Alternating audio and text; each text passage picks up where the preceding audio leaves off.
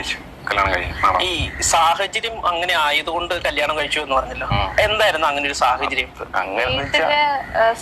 എന്റെ വീട്ടില് നല്ല സീനായിരുന്നു, നല്ല പ്രശ്നമായിരുന്നു. ഞാൻ വരുന്നതിന്റെ ഒരാഴ്ച മുമ്പും അതിനെപ്പറ്റി കുറച്ച് നല്ല ഡാർക്കായിട്ട് സീനായിട്ട് നടന്നുകൊണ്ടിരിക്കുക. അപ്പൊ എനിക്ക് ഒട്ടും പിടിച്ചിരിക്കാൻ പറ്റാത്തൊരവസ്ഥയായി. പിന്നെ ഇപ്പം 3 വർഷം കൊണ്ട് ഇതൊക്കെ തന്നെ പ്രഷറും കാര്യങ്ങളും അങ്ങനെ കുറെ പ്രശ്നമുണ്ട്. അപ്പം അതും കൂടെ ആയപ്പോ എനിക്ക് ഇനി ഒട്ടും. ഏവർക്കും എൻ്റെ വ്ളോഗിലേക്ക് ഹൃദ്യമായ സ്വാഗതം. ആദ്യമായി വീഡിയോ കാണുന്നവർ തുടർന്നും വീഡിയോ ലഭിക്കാൻ സബ്സ്ക്രൈബ് ചെയ്ത് ബെൽ ബട്ടൺ അമർത്തി ആളമർത്തുക. ഞാൻ ഇന്ന് പറയുന്നത്, ഒരു കണ്ണാപ്പിയെ കണ്ടു ചാടി ഒരു പെൺകുട്ടി വിവാഹം ചെയ്ത്, അഥവാ വിവാഹം ഒന്നും ചെയ്തിട്ടില്ല, പിന്നെ കണ്ണാപ്പിയെ കണ്ടു ചാടി അവരിനി അമ്പലത്തിൽ പോയി താലി കെട്ടിയിരിക്കുന്നോ രജിസ്റ്റർ മാരേജ് ചെയ്തിരിക്കുന്നോ അതൊന്നും എനിക്ക് അറിഞ്ഞുകൂടാ. യഥാർത്ഥത്തിൽ അവൾ കണ്ട ഒരേ ഒരു യോഗ്യത, തൻ്റെ ഈ മനസ്സിലുള്ളത്, തൻ്റെ പുരുഷൻ എന്ന് പറയുന്നത് എന്താണ്, ഈ നല്ല മുടി, അതായത് ഇപ്പോഴത്തെ കണ്ണാപ്പി സ്റ്റൈലിൽ നടക്കുന്ന ഒരു ചെറുക്കനെയാണ് എനിക്ക് ഇഷ്ടം. എൻ്റെ മനസ്സിലുണ്ടായി, അഥവാ എൻ്റെ മനസ്സിലെ എൻ്റെ സങ്കല്പത്തിലെ ഭർത്താവാണ് ഇപ്പോൾ ഈ കിട്ടിയിട്ടുള്ള ചെറുക്കൻ എന്നാണ് ഈ പെൺകുട്ടി പറയുന്നത്. അതുകൊണ്ട് തന്നെ സ്വാഭാവികമായിട്ട് ഇനി പിന്നെ ഒന്നും ഞാൻ ചിന്തിച്ചില്ല.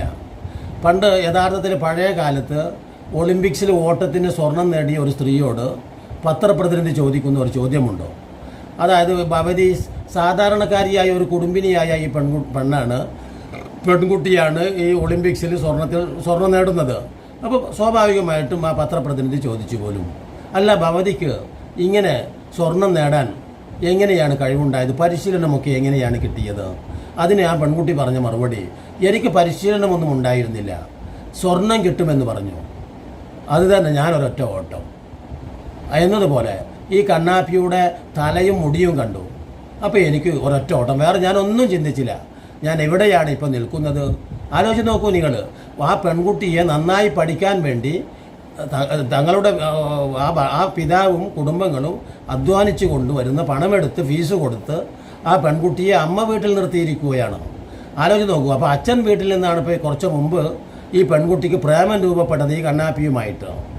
ആ രൂപപ്പെട്ടത് കൊണ്ടാണ് യഥാർത്ഥത്തിൽ തൽക്കാലം ഇവൾക്ക് വിവാഹത്തിന് സമയമായിട്ടില്ല. കേവലം ഒരു 17 വയസ്സ് മാത്രമേ ആയിട്ടുള്ളൂ. കഴിഞ്ഞു എന്നും 18 എന്നൊക്കെ അവർ പറയുന്നുണ്ടെങ്കിലും അടിസ്ഥാനപരമായി 18 തികഞ്ഞില്ല ആയിട്ടുള്ളേ. പക്ഷേ ആ പെൺകുട്ടി പറയുന്ന, ഞാനിപ്പോൾ പറയാത്തത് എന്താ വെച്ചാൽ ഇനി അതൊരു കോപ്പിറൈറ്റ് എനിക്ക് വരേണ്ട എന്നതുകൊണ്ടാണ്. നിങ്ങളൊക്കെ കണ്ടിട്ടുണ്ടാകുമല്ലോ അത്. കാരണം ആ പെൺകുട്ടി പറയുന്നത് വല്ലാത്ത ബോറായിട്ടുള്ള വാക്കുകൾ ആ പെൺകുട്ടി പറയുന്നുണ്ട്. ആലോചിച്ച് നോക്കൂ. ഒരിക്കലും നമ്മുടെ മാതാപിതാക്കൾ ഇത് കേൾക്കാൻ നടന്നുകൊണ്ടിരിക്കുക. അപ്പൊ എനിക്ക് ഒട്ടും പിടിച്ചിരിക്കാൻ പറ്റാത്തൊരവസ്ഥയായി. പിന്നെ ഇപ്പം 3 വർഷം കൊണ്ട് ഇതൊക്കെ തന്നെ പ്രഷറും കാര്യങ്ങളും അങ്ങനെ കുറെ പ്രശ്നമുണ്ട്. അപ്പം അതും കൂടെ ആയപ്പോ എനിക്ക് ഇനി ഒട്ടും പിടിച്ചിരിക്കാൻ പറ്റാതായപ്പോ ഞാൻ ഇങ്ങനെ ഡിസിഷൻ എടുത്തത്. ഇനി വെയിറ്റ് ചെയ്ത് കഴിഞ്ഞാൽ എന്തോന്ന് അറിയത്തില്ല. അപ്പം കൂടെ ഉണ്ടെങ്കിൽ അത്ര നല്ലല്ലേ. ഇനി അത്ര നാൾ വെയിറ്റ് ചെയ്ത് ഇപ്പൊ എന്താവുന്നൊന്നും പറയാൻ പറ്റത്തില്ല. ഇനി കുറച്ച് നാൾ കൂടെ വെയിറ്റ് ചെയ്തിരുന്നെങ്കിൽ എന്തു ഹതഭാഗ്യരാണ് യഥാർത്ഥത്തിൽ ഈ പെൺകുട്ടി പറയുന്ന ആ വാക്കുകൾ ആ പെൺകുട്ടിയുടെ കുടുംബത്തെ, അഥവാ മാതാപിതാക്കളെ, അത് സഹോദരങ്ങളുണ്ടെങ്കിൽ സഹോദരങ്ങളെ, സഹോദരിമാരുണ്ടെങ്കിൽ സഹോദരിമാരെ, കുടുംബാംഗങ്ങളുണ്ടെങ്കിൽ കുടുംബാംഗങ്ങളെ എത്രമാത്രം വേദനിപ്പിക്കുന്ന വാക്കുകളാണ് ആ പെൺകുട്ടി യഥാർത്ഥത്തിൽ ആ ഇൻ്റർവ്യൂ ചെയ്യുന്ന ഒരു എന്താ പറയുക, ഇൻ്റർവ്യൂ പണ്ടൊക്കെ നമ്മൾ കേട്ടിട്ടുണ്ട്. സാധാരണ SSLCയിൽ റാങ്ക് വാങ്ങിയ കുട്ടിയോട്, അതോടൊപ്പം തന്നെ മറ്റേ സൈന്യാധിപനോട്, മന്ത്രിയോട്, സ്ഥാനമേറ്റ മന്ത്രിയോട്, അതോടൊപ്പം തന്നെ വലിയ വലിയ ആളുകളോട്, എന്നുപോലെ സെലിബ്രിറ്റികളായിട്ടുള്ള ആളുകളെയാണ് ഓരോ കാര്യത്തിലും ഇൻ്റർവ്യൂ ചെയ്യുക എന്ന് പറയുന്നത്. പക്ഷേ ഇപ്പോൾ ഇൻ്റർവ്യൂ ഒക്കെ ചെയ്യുന്നത് ഈ ചാടി പോകുന്ന പെൺകുട്ടികളോട്, പക്വതയില്ലാത്ത ചെക്കന്മാരോട്, ഇവരോടാണ് യഥാർത്ഥത്തിൽ ഈ യൂട്യൂബർമാർ ഇപ്പോൾ ഇൻ്റർവ്യൂ നടത്തുന്നത്.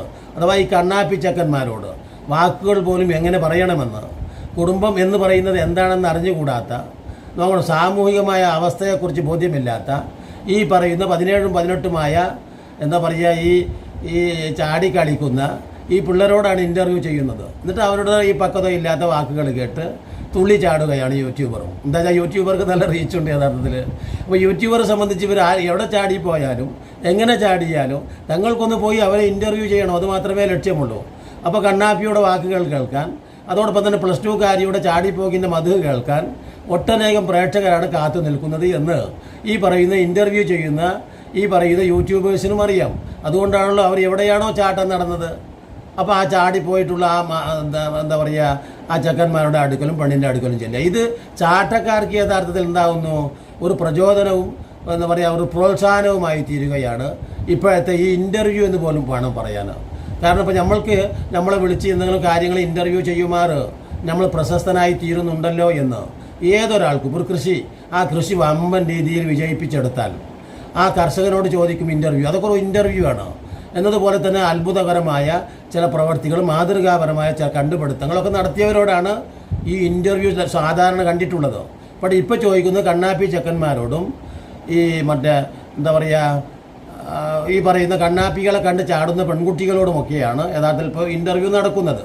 അതെന്തോ ആവട്ടെ, ഇപ്പോൾ സംഭവിച്ചിട്ടുള്ളത് എന്ന് പറഞ്ഞാൽ ആ വീട്ടിലെത്തുകയും ആ വീട്ടിലെ പൊതു അവസ്ഥയോട് ഈ പെൺകുട്ടിക്ക് രാജിയാവാൻ കഴിയുകയും മാത്രമല്ല ഫ്യൂച്ചറിനെ കുറിച്ച് എന്താണ് എന്ന് ആ ഇൻ്റർവ്യൂവിൽ ചോദിക്കുന്നുണ്ട്.